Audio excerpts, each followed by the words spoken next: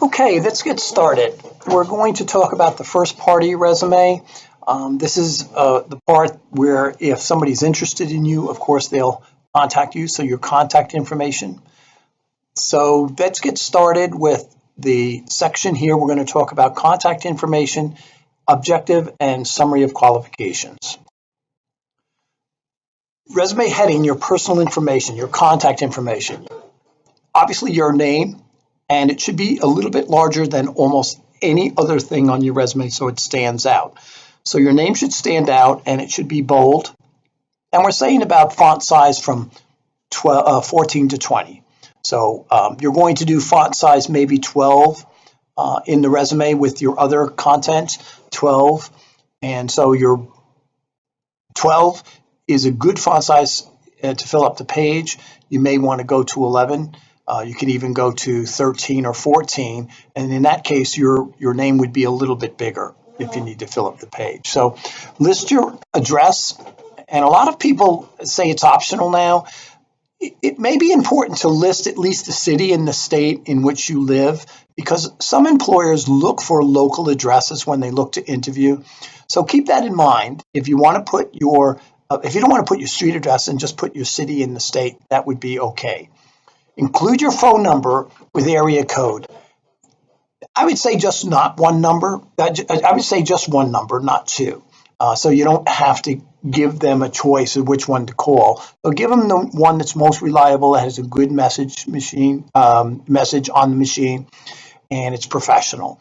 So make sure you give your phone number, because a lot of employers actually set up interviews not through email but through a phone call. Okay, list your personal email address. Again, only have one email address. Don't give them two where they have to make a choice. You can also put your LinkedIn connection here, your LinkedIn URL, which they can go to your LinkedIn page and check out your information there on LinkedIn. So this is your contact information. Let's see what it looks like. Out of the four listed here, which one would you choose? Okay, what's wrong with the first one? Well, all the information's good. It does have the street address and it does have the city. And so the street address could be eliminated if you want to. But look at the email address. It says normalovesjesus@yahoo.com. So that's maybe something that you don't want to put where it can reflect maybe some of your religious beliefs that can be used against you. You don't know. Number two, Norma Chandler, sexylovekitten@yahoo.com. Again, the email isn't appropriate, and you don't have the street address or the city, something to think about. Number four, too cool for you @yahoo.com. Again, your email should be professional, so set up maybe a separate Gmail account or Yahoo account where you just get your job information, and that's your professional location for emails. So number three seems to be the one to use. It's got the name, the phone number, and the email. And again, you can include Phoenix, Arizona if you wanted, and that would work. Okay, so think about your contact information and get that up there. Your objective. Almost every employer, HR representative that looks at a resume will spend probably 10, 15, 20 seconds at most. And a lot of times HR people will tell you that they look to eliminate resumes rather than include them.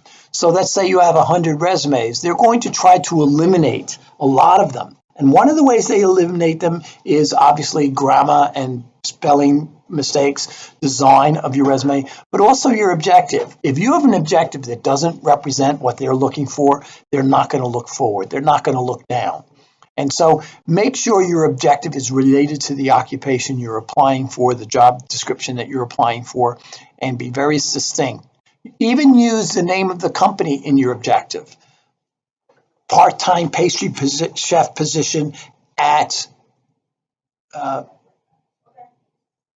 the name of the company. Why not? Okay, so that would be something that you would want to do. Keep it simple and specific. Use a generally objective if you cannot change your resume for every job, although I would encourage you to change your resume for every job that you're applying for, particularly one that you really want. It's really important that you become very specific to their needs. Remember, it's not so much about you as it is about you and your match to the organization. So keep that in mind. It's not just what you have, it's how it matches to the organization and the job that they're looking for that you really need to think about how to put it down. And then a cover letter, and we'll talk about a cover letter in a different section in our module, our last module. I think our last module is 4, and we talk about cover letters there. So here's some examples of an objective. Part-time pastry chef position, pastry chef, talented pastry chef with delights for every menu and palate.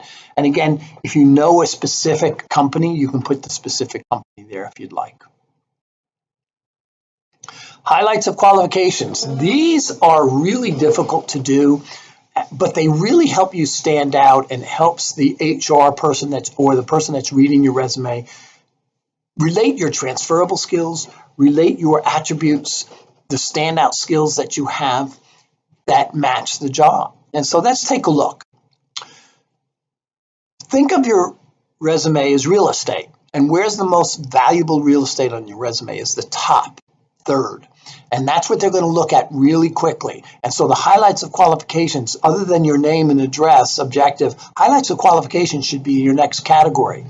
And they'll spend, again, very little time on it.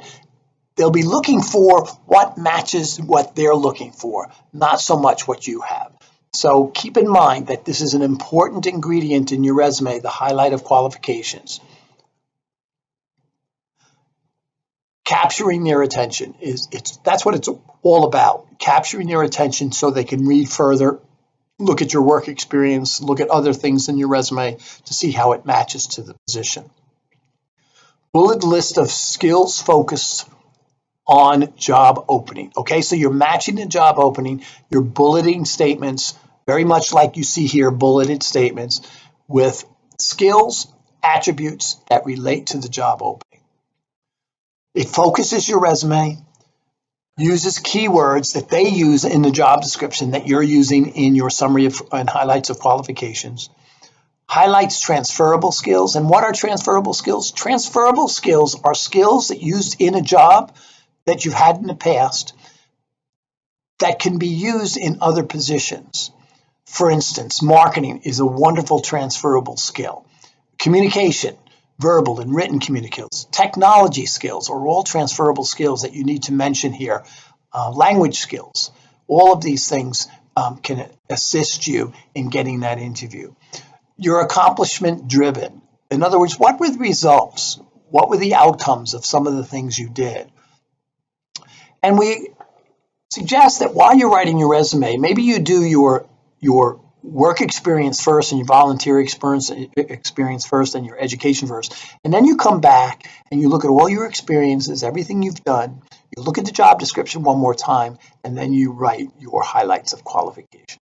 Sometimes that's the best way to do it because then it sparks the match, right? We're talking about the match, what you have and how it matches to the job. Here's some examples of the summary or highlights of qualifications.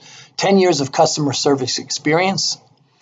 You can expand on that. 10 years of advanced customer service experience.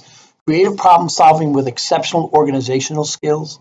Ability to plan, initiate, and carry out ideas and programs.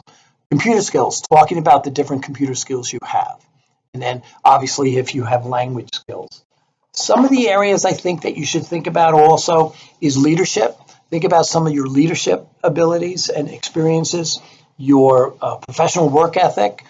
Talk about, again, 10 years of customer service at one organization, which shows that you have a work ethic, that you're reliable, dependable. Your critical thinking, what we talked about before. Your digital technology and teamwork is really important. Okay, so think about those in your summary of qualifications that help you stand